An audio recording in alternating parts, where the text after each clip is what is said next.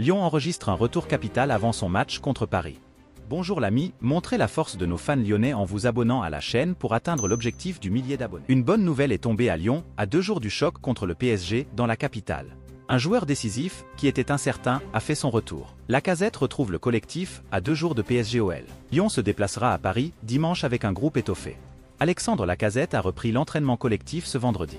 Ce qui est une bonne nouvelle pour Pierre Sage. Meilleur buteur et capitaine de l'OL, l'attaquant de 32 ans est un joueur indispensable des Gones.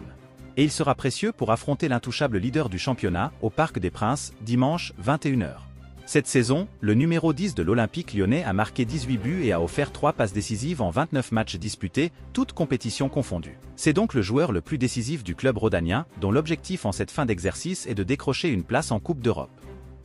Le buteur de Lyon est-il à 100% de ses moyens? Alexandre Lacazette avait été victime d'un viol-choc à la tête avec le gardien de but de Brest, Marco Bozzo, dans le temps additionnel. Il avait été évacué du terrain sur civière. En début de semaine, il allait déjà mieux, mais il ressentait encore des douleurs au corps. De ce fait, l'avant-centre avait été ménagé par le staff technique lors de la préparation du match de la 30e journée.